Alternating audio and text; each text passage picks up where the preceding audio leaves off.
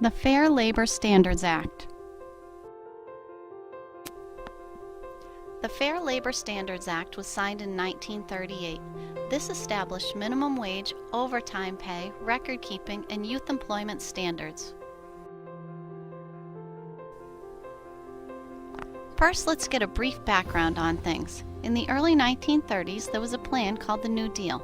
The New Deal was a series of programs that was put into place to protect the employees, including pay, working age, and working conditions. Who came up with this plan, or how did it all come about?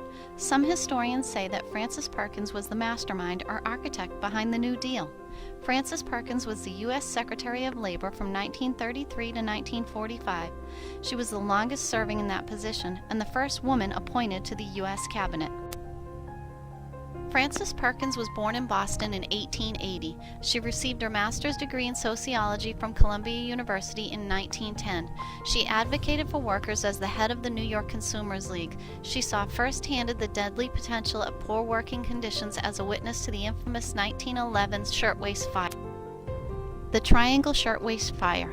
At 4:45 in the afternoon on March 25, 1911, a fire broke out in the cutting area on the 8th floor of the Triangle Shirtwaist Factory in Greenwich Village, New York City. 146 workers were killed. Many jumped to their death. After witnessing such a horrific scene, Perkins immediately took action and sought ways to prevent future workplace tragedies, getting the ball rolling for the start of what would one day be the New Deal, or as it is known today, the Fair Labor Standards Act. As part of the Fair Labor Standards Act, there's minimum wage.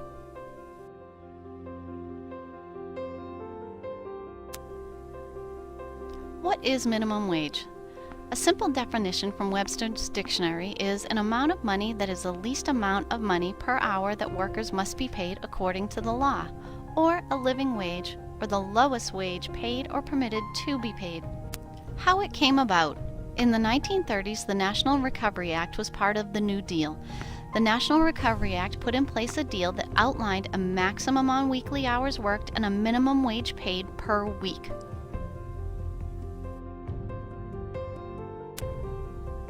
Businesses that signed this deal would hang the Blue Eagle in the window, proudly displaying that they were part of the recovery. This Blue Eagle was an honor, and people were encouraged to shop only at places that displayed it. Under the Fair Labor Standards Act, the first minimum wage was set at 25 cents per hour. The work week was limited to 44 hours per week, which was revised in 1940 to 40 hours per week. Standards were developed to keep records of hours worked and wages paid. This was viewed as a win for the employees. How has it changed? In 1938, the federal minimum wage was 25 cents per hour. Today, in 2016, the federal minimum wage rate is $7.25 per hour. This is an increase of 8 cents per year over 78 years. Who benefits from minimum wage? Nearly 40% of Americans earning minimum wage are working parents.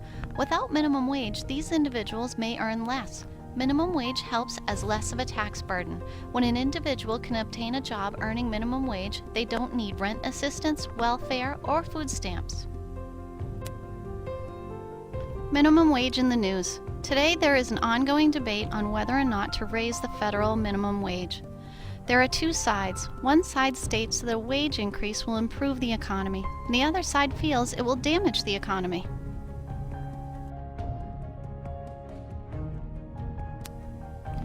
The pros and cons of raising the minimum wage.